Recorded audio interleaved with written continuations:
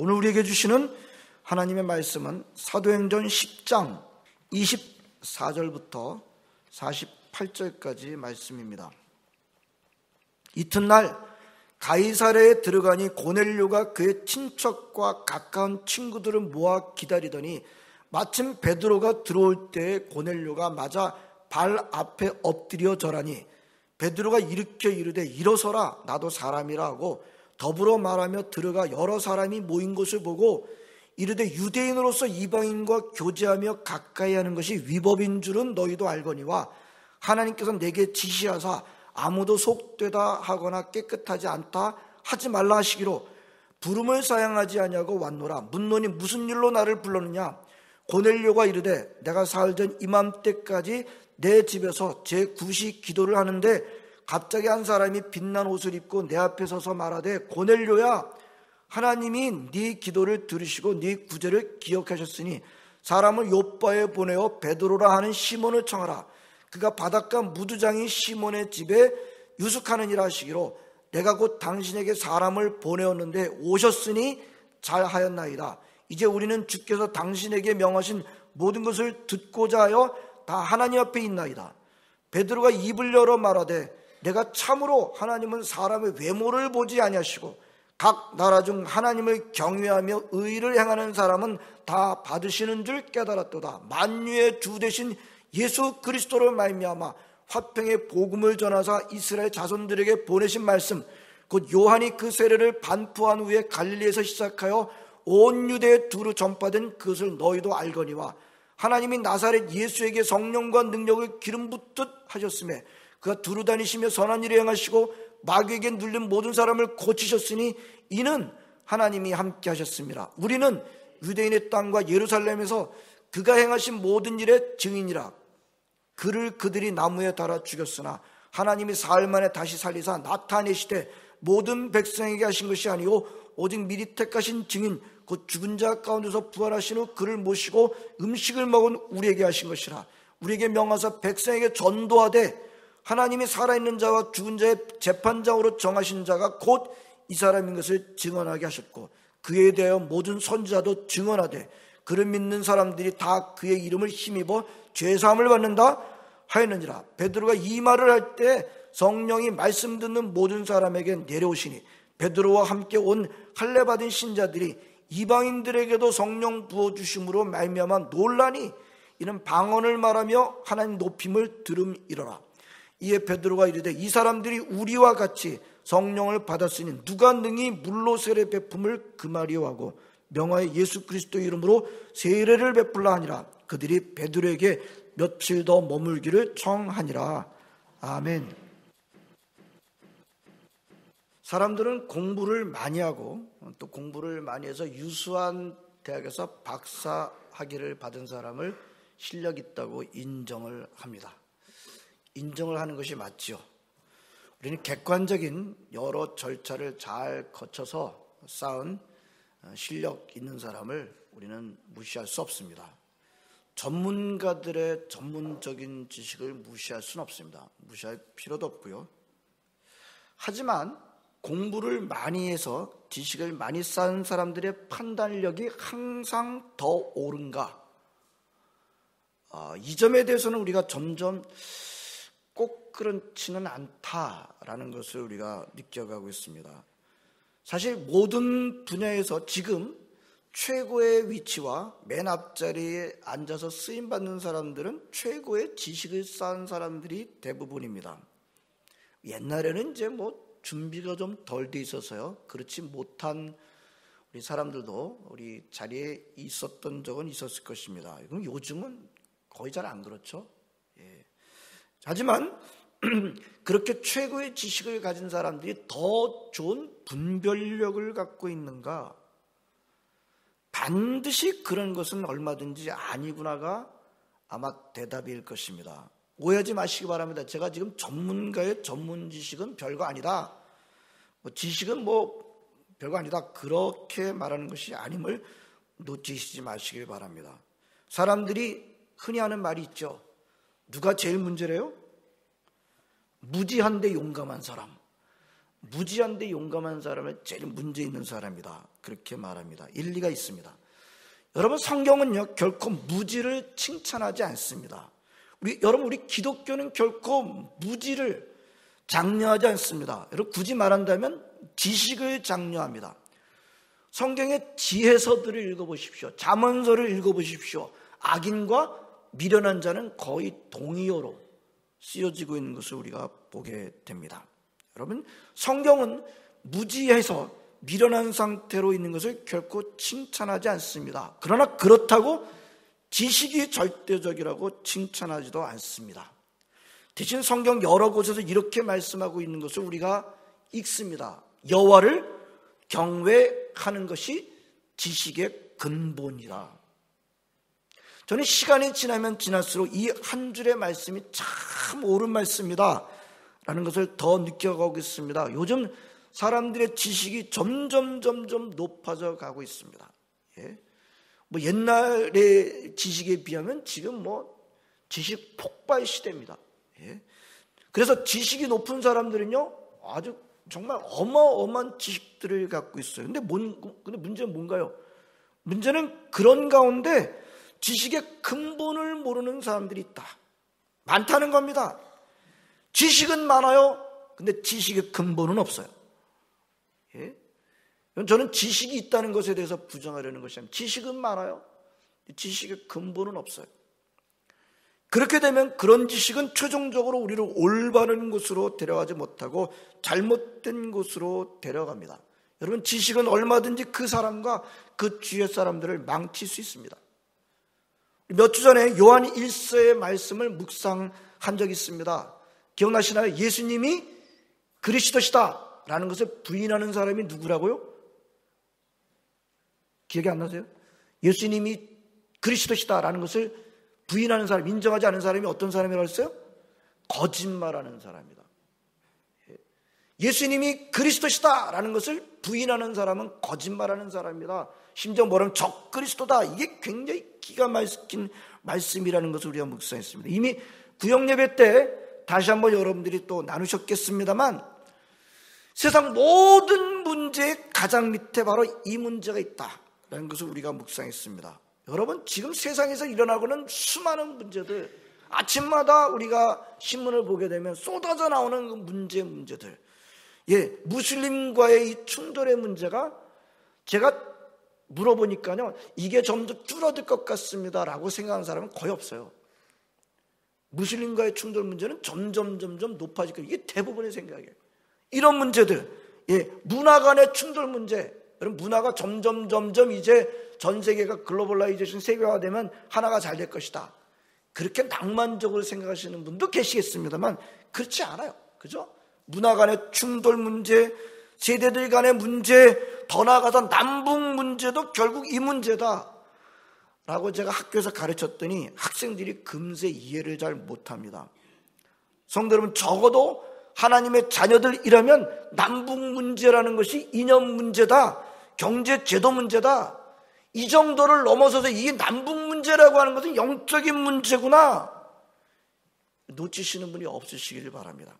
남북 문제의 근본 제일 밑바닥에도 예수님이 그리스도십니다.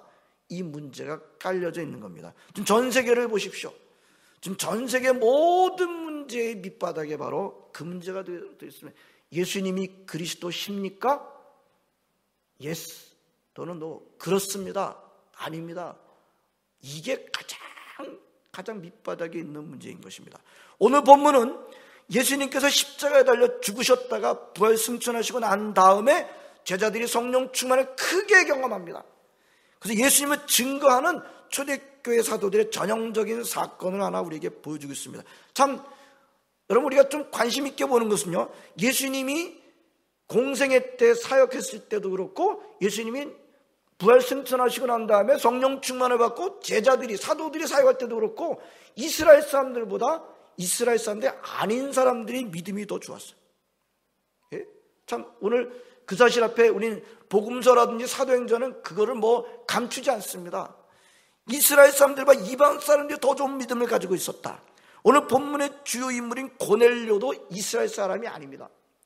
예? 로마 사람입니다. 로마의 백부장입니다. 말하자면 이스라엘을 지배하기 위해서 와 있던 주둔군 장교입니다. 이 사람의 근데 믿음이 그렇게 좋은 겁니다. 경건해서 하나님을 섬겼다. 근데 경건해서 하나님을 섬겨 자기만 그렇게 믿은 게 아니라 자기 가족들과 자기 주변 사람들 다 그렇게 하나님을 섬기게 하는 그런 위치를 감당해요. 근데 그 정도만이 아니에요. 이 지배국의 장교인데요. 지배를 받고 있는 이스라엘 사람들의 가난한 사람들, 불쌍한 사람들 얼마나 많이 도와줬는지 몰라요. 이스라엘 백성들이 많이 구제하는 겁니다. 그러니까 하나님 사랑, 이웃 사랑을 진짜 제대로 실천하고 있었던 훌륭한 믿음의 사람이었습니다. 이 고넬료에게 하나님께서 환상을 주십니다.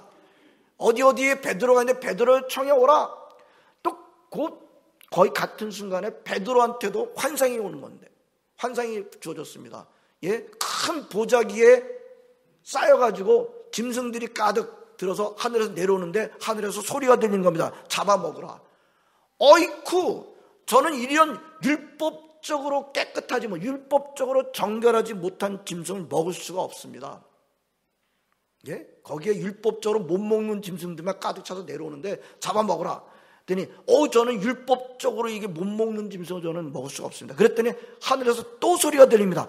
하나님께서 깨끗하다고 한 것을 불결하다고 말하지 마라. 여러분 굉장히 저는 이 말씀이 구약과 신약을 가르는 결정적인 어떤 그런 구약 시대 때 하나님께서는 먹지 못하겠지만 지금 하나님께서 깨끗하게 하셨다 라고 하는 이 말씀은 굉장히 중요한 말씀입니다.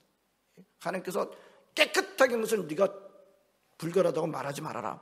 그 말씀을 듣고 베드로는 결국 고넬료 집으로 가게 되는데요. 고넬료 집에 초청받아서 가게 되는데 고넬료 가보니까 고넬료가 자기 집안 사람들만 모아놓은 게 아니에요. 집안 사람을 모아놓은 게 친척들, 자기 가족, 패밀리, 친척들, 친구들 다 모아놓고 베드로를 맞았는데 베드로를 보자마자 어떻게 했어요? 25절에 마침 베드로가 들어올 때 고넬료가 맞아 발 앞에 엎드려 절하니. 여러분 지배국의 장교예요. 갑이에요. 갑. 지배국의 장교가 베드로가 무슨 타이틀이 있었는지는 잘 모르지만 물론 나중에 보면 사도라는 타이틀이 있지만 그 당시에는 그렇게 그게 그랬겠어요. 그러니까 베드로가 오니까 발 앞에 엎드려 절을 하는데요. 이게 보통 절이 아니에요. 그래서 베드로가 어떻게 합니까? 이로써 나도 사람이야. 그렇게 말할 정도로 그렇게 깍듯하고 공손하게 그렇게 절을 했던 겁니다. 이 가불이 바뀌었어요. 그래서 베드로가 말합니다. 너희들도 알고 있지, 나는 유대인으로서 이방인들과 교제할 수 없는데 나도 환상을 봤거든. 하나님께서 깨끗하다고 한 것을 속되다고 하지 말라. 그렇게 말씀하셔서 내가 그 말씀에 순종해서 오게 되는데 무슨 일로 나를 부르셨습니까? 그랬더니 이제 고넬료가 말합니다. 오셨으니 잘하셨습니다. 짧게 합니다.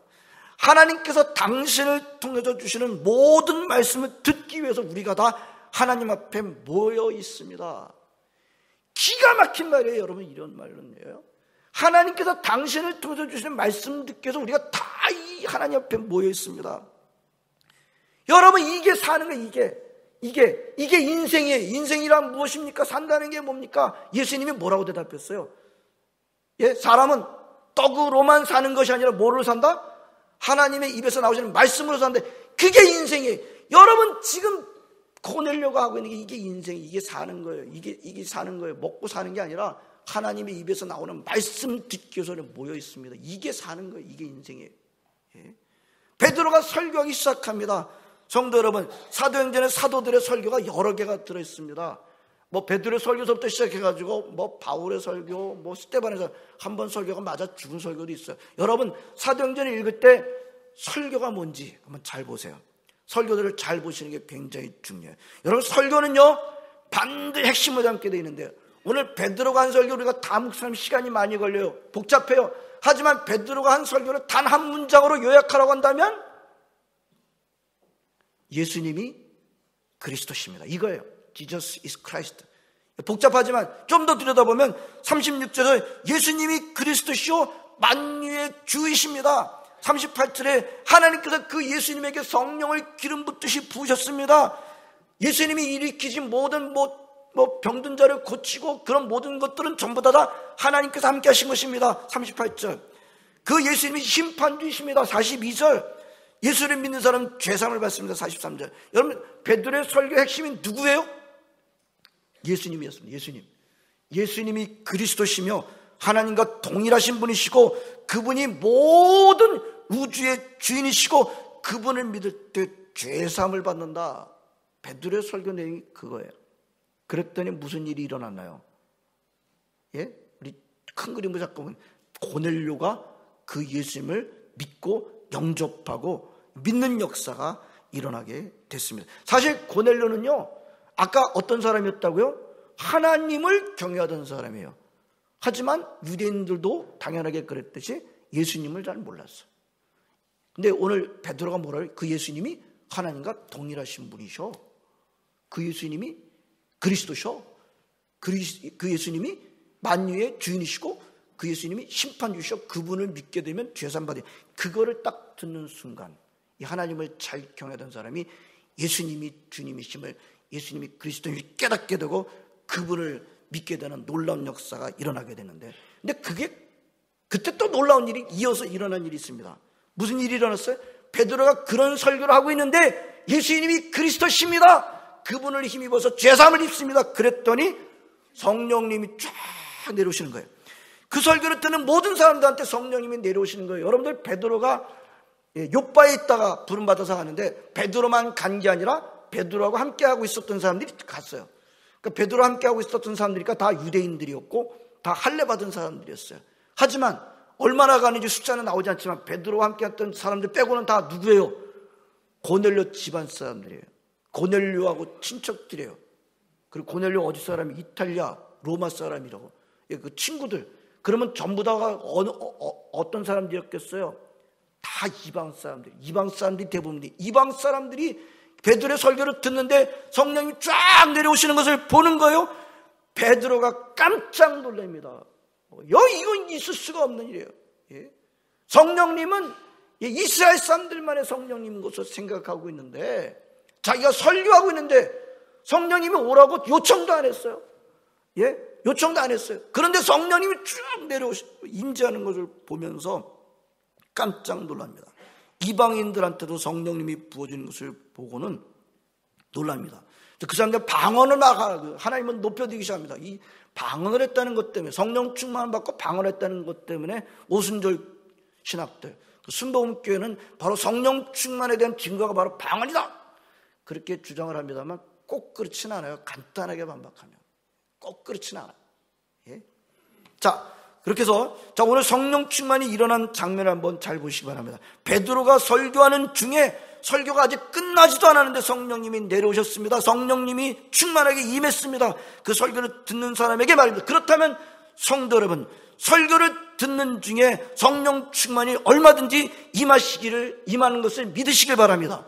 설교 듣는 중에 성령 충만이 얼마든지 임할 수 있어요.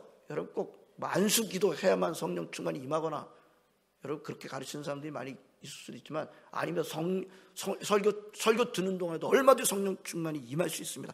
여러분, 성령 충만 받는 길은 여러 가지 일이 있습니다. 오늘 본문을 통해서 우리가 분명히 보는 것은 설교를 듣는 중에 성령 충만이 임할 수 있다는 것을 우리가 보게 됩니다. 꼭 기도원 가야지? 아니에요. 그것도 방법 가운데 하나일 수 있습니다만, 설교 잘 듣는 가운데 얼마든지 성령 충만이 임할 수 있습니다. 근데 문제는 그 설교가 어떤 설교라고요? 예수님이 그리스도시다, 이게 아주 분명한 설교였다는 겁니다. 저 복음 충만한 설교였습니다. 예수님 믿으면 죄사함을 받습니다. 그리스도 중심의 설교였습니다. 크라이스트 센터드 서머니였어요. 이 워드 말씀이었어요. 따라서 하겠습니다. 성령 충만은 복음 충만이다. 아멘. 성령 충만합니다. 근데 예수님이 그리스도인 줄 잘 모르겠어요. 이건 있을 수가 없어요. 절대로. 저 성령 충만해요. 근데 기도는 좀 해요. 근데 예수님이 그리스도신 건 잘 모르겠어요. 절대로 있을 수가 없어요. 절대로. 성령 충만은 예수 그리스도, 예수님이 그리스도시다가 충만한 거예요. 복음이 충만한 거예요. 성령 충만하다고 하는데 예수님이 그리스도시다 잘 모르겠다, 이거 있을 수가 없다니까요. 그 다음을 보게 되면 베드로가 이방인들한테도 성령님이 충만하게 임하는 것을 보고 뭐라고 했는지 47절 48절을 보시기 바랍니다. 이에 베드로가 이르되 이 사람들이 우리와 같이 성령을 받았으니 누가 능히 물로 세례 베품을 그 당시에 그 당시에 이방인들한테 세례 안 베풀었어요. 근데 성령을 우리랑 똑같이 받았는데 어떻게 세례를 안 줄 수 있겠는가? 세례를 베풀라 아니라 그들이 베드로에게 며칠 더 머물기를 청하니라. 뭐 여기서 무엇을 또 알 수 있는가 하면 여러분 세례 받기 전에 성령 충만이 먼저 임했다는 겁니다. 여러분이 초대교회 때도 이거 잘 안 일어나던 일이에요. 세례 받기 전에 성령 충만이 먼저 임했어요. 뭐가 더 중요하다는 거예요? 성령 충만이 더 중요해요. 세례가 안 중요한 게 아니에요. 세례도 중요합니다만 세례보다 더 중요한 게 뭐예요? 성령 충만입니다. 우리 장로교 교인들이 이 점이 약해. 장로교 교인들이 이 점이 약해. 세례 굉장히 강조합니다만 세례보다 더 중요한 게 뭐예요? 성령 충만이에요. 이 점 저 장로교 목사입니다만 우리 장로교 이 점이 약해요. 세례보다 더 중요한 게 성령 충만입니다. 세례는요 회개와 성령 충만 이게 같이 가야 되는 겁니다. 이건 저에게도 숙제입니다. 저 오늘 우리가 이 사도행전 10장 그러면 고넬료 사건인데 고넬료 사건을 보면서 여러분들 뭐라고 대답하시겠어요? 이게 오늘 큰 그림으로 말한다고 한다면 이 고넬료 사건, 이 사도행전 10장 사건을 우리가 뭐라고 한 단어로 말할 수 있을까요? 부흥입니다. 부흥. 성도 여러분 이게 부흥입니다. 고넬료가 성령 충만 받고 세례 받고 어떻게 살았는지에 대한 후속 기록이 좀 있어야 돼요. 어떻게 살아 이게 부흥에 굉장히 중요한 얘기입니다. 그런데 우리가 고넬료가 어떻게 살았는지 모르진 않죠. 전혀 모르진 않죠. 아까 어떻게 살았어요? 하나님을 경외해서 자기만이 아니라 자기 집안 식구들, 친구들, 친척들 다 모아다 놓고 하나님 말씀 앞에 세우게 하고 원래 그렇게 살았던 사람인데 성령 충만 받고 세례 받고 그랬으면 어떻게 살았겠어요? 더 그렇게 살았을 것이 분명합니다. 하나님을 더 경외하고 이번에는 예수님이 그리스도시다라는 것을 전파하면서 그 전에도 하나님 앞에 사람들을 세웠는데 이제 성령 충만 받고 예수님이 그리스도를 깨달았으니까 더 사람들을 하여금 똑같이 사도들과 메시지가 똑같습니다. 예수님이 그리스도십니다 라고 더 전파하면서 이웃을 사랑할 때 더 사랑했을 것이 분명합니다. 이게 부흥입니다. 성도 여러분 우리가 사는 세상에 이게 필요해요. 우리가 사는 세상에 성령 충만으로 말미암는 부흥이 필요합니다. 왜요? 세상은 부흥이 일어나야 달라지기 때문입니다. 다른 걸로는 달라지지 않아요. 혁신 달라진다. 그 어떤 혁신도 성령 충만이 아니고선 제대로 달라지는 달라짐이 될 수가 없습니다. 여러분 한번 보시기 바랍니다. 부흥은요 집단적으로 시작하지 않았어요. 항상 한 사람 반드시 한 사람에 의해서 시작됩니다. 한 사람이 변화될 때, 한 사람이 예수 그리스도를 만날 때, 한 사람이 성령 충만할 때 시작됐습니다. 성도 여러분 지식으로 사람이 변하지 않습니다. 현대인들에게 지식이 더 많아졌습니다. 지식이 더 많아진 만큼 인격은 더 달라졌나요? 회의적입니다. 여러분 사람은요 지식으로 달라지지 않아요. 성령 충만으로 달라집니다. 여러분 부흥은 지식 충만이 아니라 성령 충만인 것입니다. 오늘 중점적으로 우리가 보았습니다. 예수님이 그리스도십니다. 이것 제대로 깨달을 때 성령 충만 임했습니다. 성령 충만은 예수 그리스도의 충만입니다. 성령 충만은 예수님이 그리스도시다 라는 것의 충만입니다. 성령 충만은 복음 충만입니다. 다시 한번 보겠습니다. 여러분 성령 충만해야 바뀝니다. 성령 충만해야 달라집니다. 아멘. 명심하시기 바랍니다. 세상이 진짜 좋은 쪽으로 하나님께서 기뻐하시는 방향으로 달라지는 것은 절대로 성령님의 역사입니다. 성령님의 역사가 아니면 성령님의 역사 말고는 알고는 그 어떤 것으로도 사람은 좋은 쪽으로 바뀌지 않습니다. 더 많은 사람들이 모이면 더 많은 선을 행합니까? 많은 사람들이 그렇게 기대를 하고 그렇게 생각을 해요. 더 많은 사람들이 모이면 더 많은 선이 행해질 것이다. 더 많은 사람들이 모이게 되면 하늘이 될 것이다. 조선 말기 때 일어났던 동학사상을 우리가 모르지 않아요. 주장이 뭐예요? 인내천, 사람이 곧 하늘이다. 여러분 사람 더 많이 모아놓으면 하늘 됩니까? 여러분 많은 사람들이 전혀 의미가 없진 않아요. 어떤 때는 의미가 있을 수도 있습니다. 그러나 성경이 뭐라고 말씀하세요? 더 많은 사람들이 모이면 하늘이 되더라. 성경이 그렇게 말씀하고 있던가요? 더 많은 사람들이 모인 것은 더 많은 죄예요. 더 많은 사람들이 모이면 더 많은 악입니다. 성경은 더 많은 사람들이 모여서 한 짓이 더 많은 죄더라. 창세기 3장 이후의 모습이 제일 우리한테 극명하게 보여준 것이 바벨탑 사건이에요. 더 많은 사람들이 모여서 하는 게 뭐냐? 더 많은 죄, 더 많이 하나님을 대적하는 것입니다. 여러분, 성령님의 역사가 아닌 사람들만의 역사로서는 항상 하나님을 대적해왔지, 사람들만의 역사로서는 하나님의 말씀을 순종한 적이 없습니다. 세상은 오직 성령님에 의해서만 하나님께서 기뻐하시는 방향으로 가게 되는 것입니다. 여러분, 사탄이 이걸 너무나도 정확하게 알고 있기 때문에 이게 절대로 못 일어나게 하려고 오늘도 극악하게 역사하는 것입니다. 그래서 세상은 절대로 예수님이 그리스도가 되지 못하게 하는 것입니다. 사탄이 요즘 시대에 가장 잘 쓰고 있는 전략이 뭐예요? 모든 세상의 문제 밑에 예수님이 그리스도십니다 라고 하는 문제가 있다. 이걸 모르게 해요. 그게 무슨 예수님이 그리스도시라는 문제입니까? 그래서 인간의 도리의 문제지. 사람으로, 특별히 예수 믿는 사람을 영적으로 무지하게 만들고 영적으로 둔감하게 만듭니다. 그럴 때 또 화려한 지식인들이 얼마나 말을 잘하는지 몰라요. 지식적으로 기가 막힌 또 말합니다. 이런 무슨 쩍쩍쩍쩍 해가면서 화려한 지식으로 인간의 도리입니다. 그렇게 나팔을 불면 많은 교인들이 또 성경은 또 뒷전으로 밀어놓고 그런 사람들의 마음에 끌려가기도 하고 그러는 것입니다. 오늘 고넬료 사건을 잘 보시기 바랍니다. 그는 이스라엘 사람들한테 갑이었어요. 지배자였어요. 그러나 그는 하나님 앞에서, 하나님의 종인 베드로 앞에서 그는 자신을 낮췄습니다. 하나님을 경외했습니다. 이웃을 사랑하는데 그냥 프로그램 정도가 아니라 진짜 자기가 지배하고 있는 나라의 백성들을 도왔습니다. 그리고 자기만이 아니라, 여러분, 복음을 깨달으면 자기만 그렇게 할 수 있게 돼 있지는 않아요. 복음을 깨달으면 반드시 자랑하게 돼 있어요. 자기만이 아니라 자기 가족들 전부 다, 그리고 친구들, 친척들 다 데려다가 하나님 말씀 앞에 모였습니다. 그게 인생이라 했어요. 그 예수가 그리스도시라는 설교를 듣고 예수님 영접합니다. 성령 충만을 체험합니다. 성도 여러분, 이 세상의 주인이 하나님이신 것을 믿으십니까? 아멘? 그럼 누구 쓰시겠어요? 주인이 하나님이신데 그러면 주인이 누구 쓰시겠어요? 여러분, 이 질문을 아주 여러분 치열하게 하셔야 돼요. 하나님이 주인이시라고 믿는다고 한다면 그 하나님이 누구 쓰실까?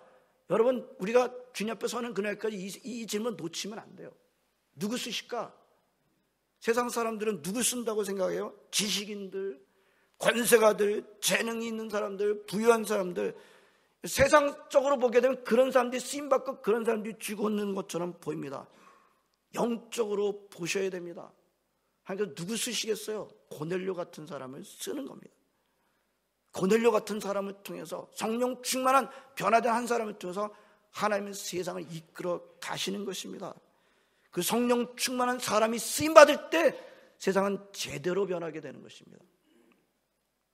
성령 충만은 그 어떤 것보다도 예수님이 그리스도시다라는 것의 충만입니다. 복음 충만입니다. 오늘 이 자리에 오신 여러분들 모두는 예수님이 그리스도시다 분명히 붙잡고, 근데 그걸 교회 안에서만 머리로만이 아니라 어떤 상황 가운데서도, 제가 여러분들 강조했습니다. 세상의 모든 문제 밑에 바로 이 문제가 있다. 어떤 상황 가운데서도 이 참말을 하시면서 예수가 그리스도시라는 것을 부인하고 인정하지 않는 걸 뭐 한다고 그랬어요 아까?